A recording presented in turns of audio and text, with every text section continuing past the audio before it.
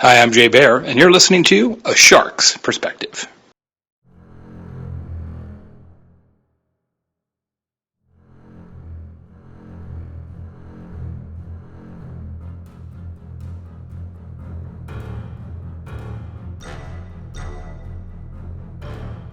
Welcome back, and thank you for joining A Shark's Perspective. I'm Kenneth Kinney, but friends call me Shark. I am a keynote speaker, a strategist, a shark diver, host of this show, and your chief shark officer. Speed has always been important to customers and a competitive advantage for some businesses.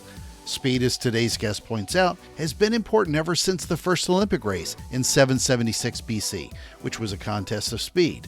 But we constantly see how many companies are just too slow, while others are often way too fast. But speed isn't just about how fast you are. It has a big part of the trust that's built into relationships with your customers. So how do you exceed customers' need for speed? As a speaker, one of my favorite events is the National Speakers Association's yearly Influence Conference. I had the pleasure of meeting up with a friend who appeared all the way back on episode 99. That seems so long ago because the podcast was in black and white then, believe that or not. But I was lucky enough to meet and discuss his great new mini book. And yes, it's tiny, different, and makes great points in a super quick read. Jay Baer is the author of The Time to Win, How to Exceed Customers' Need for Speed, and 6 other best-selling books. The founder of 6 multi-million-dollar companies, an inductee into the Professional Speakers Hall of Fame, a business growth researcher, an advisor, and even a tequila influencer.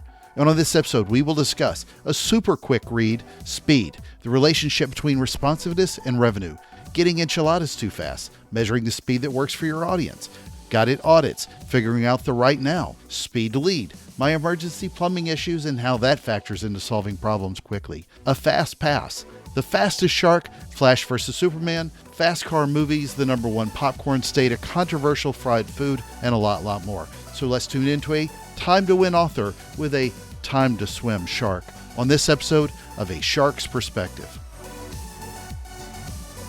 Jay Baer, thank you for coming back about 300 episodes later to A Shark's Perspective. I wanted to talk, last time we talked about a couple of alpacas and this big, massive, sold a couple 100 million copies. Yeah, well, it did okay. It did okay with talk triggers. But we've spoken before, and I'm a big fan of your work. But you're talking about A Time to Win with really. We've talked on another show about this, but you made a point in one of your social posts about if you're going to write a book about speed, it should be a quick read. Yeah. And this is the massive book. This is the actual book. Yeah, people say, Jay, how come the book's so small? What are you compensating for? And I say nothing. It's, I just felt like the whole point of this book is to explain to businesses the relationship between responsiveness and revenue, and that you have to increase the priority of speed in your organization because your customers already have. They have already said that speed is more important to them than ever before. In fact, in the research I did for the book, we found that 2/3 of customers say that speed is as important as price. And so it seemed really ironic, Shark, to say, let me make you read a 7-hour business book about speed. It just didn't make any sense to me at all. So I'm like, all right, let's just give you the core parts of the book. You can read it in an hour or so, but several people have gotten early copies of it, and they say there's as much value in it as a full-length business book, and that's exactly what I was shooting for, right?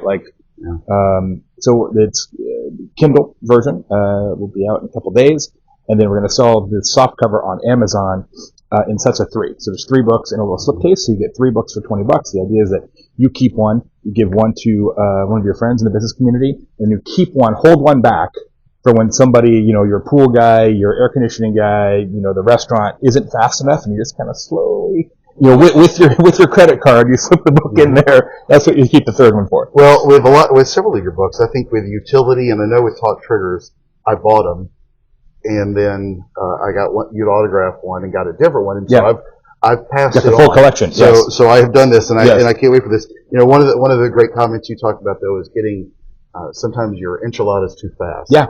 Have you given this to any Mexican restaurants? Oh, that's a great question. Not yet, but yeah, it is one of the stories that we talk about in this book and in the presentation version of this topic. Tell that story. I jumped in knowing it. No, it's fine. It's I live in Indiana, which is not home of a perfect Mexican food anyway. But I went to a Mexican restaurant anyway, ordered enchiladas, and they brought me the enchiladas in like 90 seconds. And initially I was like, wow, that's incredible. And then I was like, wait a second, how do they make enchiladas that fast? Do they have like an enchilada machine, or is there some kind of trickery going on here? It was so fast that I began to distrust the veracity of the enchiladas. And that's true in all businesses. Largely, the advice in this book, and it's all based on comprehensive research, largely the advice is that you should be faster than you are today. But there is a scenario where you can be too fast. If you are too fast, it actually reduces trust. I'll give you another example. Many folks out there have either used or have on their website some kind of a chat bot, right? Some kind of a chat technology. Drift, which is one of the biggest providers of that kind of software in the world, intentionally plugs in like a 3-second delay into the system. Because if you as a consumer ask a question, and if it comes back instantaneously, which of course it can literally answer you in a nanosecond. But if it does that, if it answers you like that, you're like, wait a second, that's got to be a robot, that's got to be AI. And literally your trust in the answer goes down. So they artificially create a pause a little bit slower, so they're like, oh, okay, this is a thought out robot answer, which is kind of hilarious, but it's all just brain science, right? So speed at all costs actually costs your business. What you want is the perfect amount of elapsed time, not too fast, not too slow. And in the book, we call that the right now, the perfect amount of time. So what do you think it causes the most when it is too fast? And it's a wonderful example about the chatbot, because and I saw him in the hall last night, David Horsheimer, you know, your mastermind group. It eliminates a lot of trust. Yeah. That's it. Very quickly. But what other things do you think that too fast is killing? Which is weird, because we're talking about the need for speed. Yeah. Yeah, it's just interesting, the need for right? too much like is really kind of... There's like a bell curve there, right? Too slow is bad, too fast is bad. Trust is the biggest problem when you're too fast.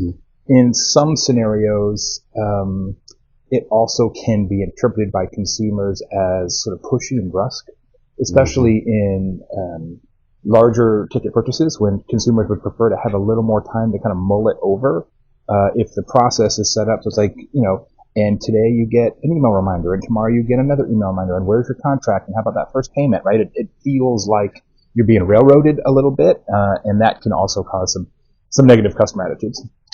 So how does a customer in any line of business figure out the speed that works for their customers, their audience? So you really have to measure this. It's the first piece of the Time to Win framework, which is all in the book. The first piece of the framework is to perform what we call a got it audit.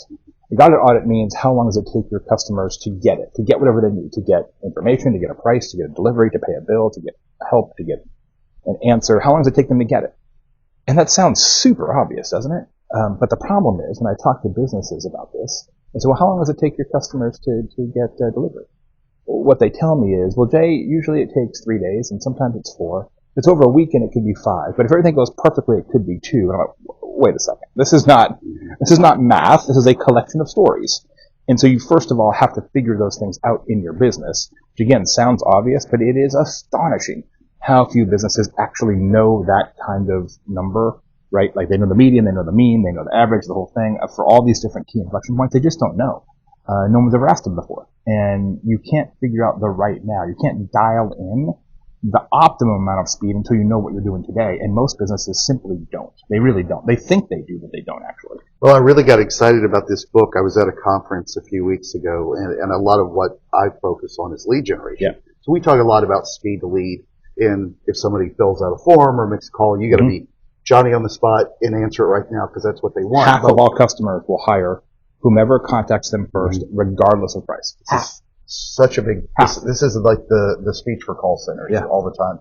But what's interesting though is I sometimes worry with this, and that's why I love the example about the chatbot is, you know, we think about it with content marketing, where we know each other originally from.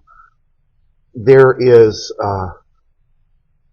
it would be scary if everybody just thought if I set the clock and the bad advice is you got to respond to everything fast. Yeah. Then everybody goes and replicates that. They don't measure it with their audience. It's an arms race. Yes, exactly. Well, you're right. I mean, if you fill out a lead form, and this has happened to me a number of times, especially for B2B software. You fill out a lead form, I'm interested in a demo for whatever. And then somebody calls your phone 10 seconds later. You're like, okay, this is a little too aggressive. Yeah. And that's where this idea of the right now really comes into play. It's not instantaneous, but you don't want to wait too long, because then Maybe they're like, oh, they don't care about my business, or early bird gets the worm. And so that's why you really do have to test this and sort of dial in, like, okay, is it 5 minutes? Is it 45 minutes? Is it 2 hours? I don't know the answer, right? People ask me all the time, what's the right now for my business? I don't know. But I know how you can find out, and that's what's in the book. Well, there's so much around search intent that I love about this, because I was just telling you a story, what happened to me with a plumbing problem while we're here 1,000 miles away from home. And a week ago had a garage issue. And I ended up going to work with the one who answered the phone first. Of course. When I had that problem, and I probably overpaid. Of course. But if you're if customers want to fix something or need to fix something, they need it done quickly at their We pleasure. interpret speed as caring. We interpret speed as caring. When people are faster, not too fast, as we talked about a second ago, but when they are sufficiently fast, what we believe that means is that they care about us, our business, and our well-being more. Is that true? I don't know. It doesn't matter if it's true. That's how we interpret it as human beings in terms of brain science. And that's why, as an organization, it's better to set up your system so that you can consistently be first. I'm not saying that's easy. I know that it can be difficult. People have labor challenges and new people on the staff and, all these things. I'm not saying it's easy, but I am saying it's worth it. The data is very, very clear in this book that if you are faster, you will gain more customers. And if you are faster, you will keep more customers. It's literally a double dip. So I'm telling you that this is worth the investment necessary. Did the data take into account how services evolved, good or bad, post-pandemic? Not how where we were service before has evolved, but how customer satisfaction has evolved. And here's the thing it's kind of disheartening if somebody who spent a lot of his career doing customer service and customer experience work. The ACSI, the American Customer Service Index, measures customer satisfaction of the totality of the U.S. economy. So every industry, financial services, cable companies, car companies, restaurants, all of it, right? The ACSI is the lowest it's been right now in like 20 years. So despite the literally billions of dollars we spent on customer experience initiatives, customers are less happy than ever. And I will tell you, one of the reasons that's true is that customer expectations around speed have gone up and businesses' actual responsiveness has stayed the same. There's a growing gap between what customers think you should be doing in terms of speed and what you are doing. And that's the gap that we're trying to close with this book. Well, I know you speak to all kinds of industries, but you've done a lot in particular with a client that I used to work heavily with in financial services, a Fortune 50. When you think about it from a financial services perspective, at least from the leaders you meet with and speak to, you're on like big city, 20-something city tour. What's their response back? Exactly. Because with a behemoth, it's so hard to close the gap with speed. So I'm working with this financial services company on this national tour, and every week we have a different city, and they invite hundreds of their clients, small, medium-sized business clients, to the room. And it's a Noah's Ark of industries. Like every kind of business is in the room, and they're all sort of really like, whoa, Jay's right, we got to get serious about speed. But then every single time, the people from the financial services company come up to me afterwards, whoever the local representatives are, and is like, some of the things that you mentioned, we should maybe think about doing some of those ourselves, right? Because somebody calls in, they need a loan, they need a quote, they got a question, right? I mean, look, banking and any really financial services is not really easy to differentiate at product or price, right? So all you're really differentiating on is brand and service. Yeah. Doubletree cookie doesn't work. It doesn't. I mean, look, if we interpret speed as caring, you would want your financial services provider to care about you and your money. So yeah, every single time, the people from the company are like, yeah, is there a chance we could get a book for all the people at our company? It's like that kind of thing, yeah. So they certainly got it on it, but talk about what a fast pass is. This is probably my favorite one in terms of making revenue quickly. They got to read all the way to the end of this long That's why I did it. Yeah, I think at least one cocktail worth. Fast pass is the idea that if you give customers the opportunity to not wait, you can charge them more. The data show that 1 in 4 customers will pay as much as 50% more to not wait. So not all of your customers are going to want this, but those who do want it will want it desperately. Maybe they're late, they forgot, they're behind the curve, whatever, but you say, okay, would you like to spend a little bit extra to do this right now, to jump the line essentially? And there's a lot of fast passes in our world now, more and more all the time. Actually, TSA Free is a fast pass. Clear is a fast pass.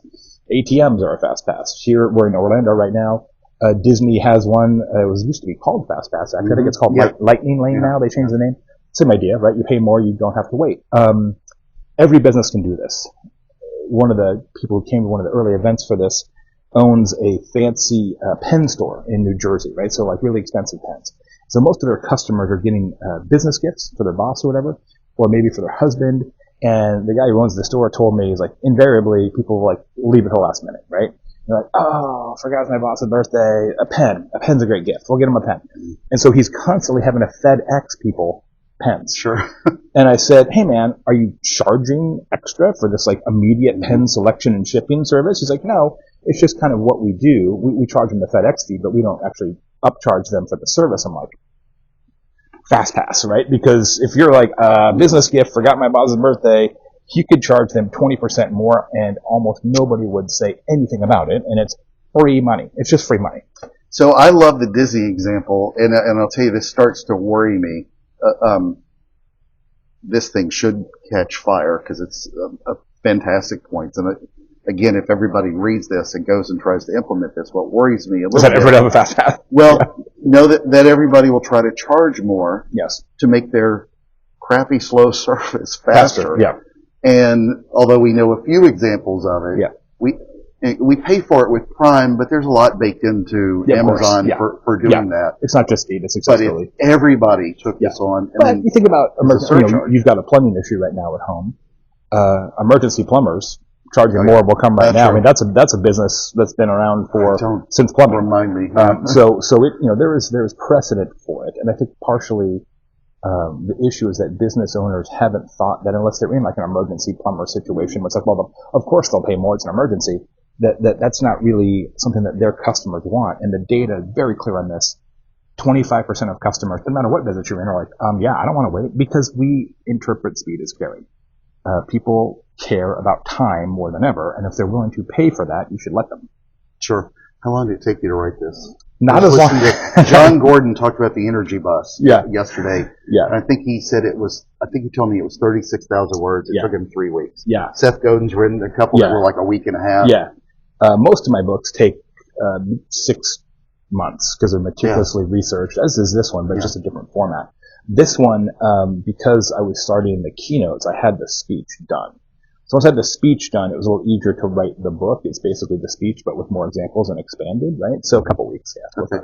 All right, so it's that time where we get to the show. I asked you your favorite shark last time, but I'm going to ask you a trivia question. You know what the fastest shark is? The fastest shark.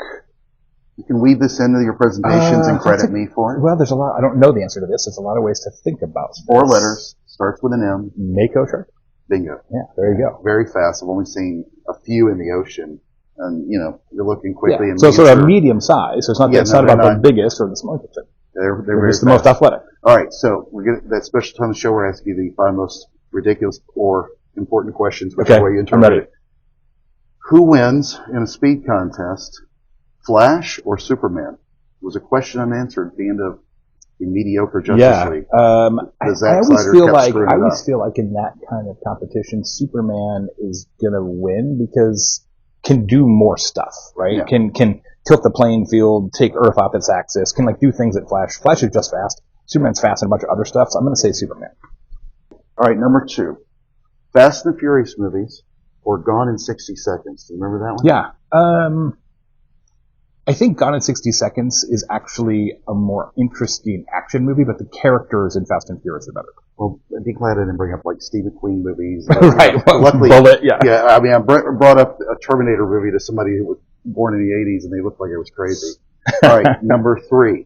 So we're talking about Mexican restaurants earlier. Tacos or enchiladas? Tacos. Yeah. So. Similar to the answer I gave you a few years ago. There's no such thing as a bad taco. It's either a good taco or a great taco. I've had lots of bad enchiladas. Okay, very good. All right, number 4. This popcorn question, because you come from Indiana, and there's a lot of corn there. That's one of our things. And popcorn in particular is the number 1 popcorn state. I wouldn't doubt it. So popcorn, would you rather make your own fresh or do it in a microwave faster? Well, we have a lot of movie nights back home, and so I'm going to tell you. Okay, there's a hybrid answer that I really support. It's a company called Opopop, OPOPOP, and it's really high quality popcorn, great flavors, and they send you a special fold down kind of rubber bowl, so it goes in the microwave, but it tastes like you did it yourself, and the flavors are great, and it's direct to consumer e-commerce. Huge fan of that brand. I get it all the time. Opopop, OPOPOP. Okay, I'm going to find that. Yeah, check it out. You'll like it. Because the fresher Air Pop stuff takes like a half hour. I can't do that. With a hair dryer that spins around. Yeah, I mean, I'm when I was a kid, Jiffy Pop. Yeah, exactly. Thing. Oh, yeah. I'm not doing that. All right, number 5, and again, I credit you with the, if not the greatest answer, I don't know what it is on biscuits or cornbread, but change this a little bit. Fried catfish or fried chicken? Oh, fried catfish. For sure. In fact, I had a house on a lake in Indiana until recently. We sold it last fall. But there's the lakeside restaurant is known for their famous catfish. So I've also probably eaten more fried catfish than fried chicken in my overall life. I think catfish is, this is probably going to be a controversial answer, but that's okay. Very controversial. I think catfish is the most underrated of the fishes in terms of eating it. And a lot of people are like, oh, catfish, bottom feed or whatever. Man, it's delicious if you do it right. I'm going to go fried catfish. Look, I grew up my life in Arkansas. It's the catfish capital of the world. So fried chicken can also be a little overrated. Absolutely. I just wish there was 1 or 2 fried catfish restaurants. You got KFC and Bojangles and Popeyes. As long as we need one. Long John Silver. So they haven't had catfish? No, it's horrible. Yeah, it's bad.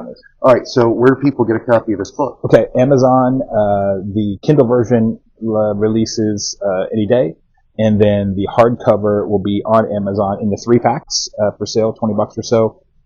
Amazon Prime included, first week of August. And they got to get it now because it's going fast. Well, we actually didn't print that many, so it's going to sell out. So if you want one, and I hope you do, you're going to love it. I would get one. I would pre-order soon because it's going to gone. Awesome, Jay. It's an honor. Thank you again. Appreciate it, buddy. On a Shark Perspective. Always a pleasure.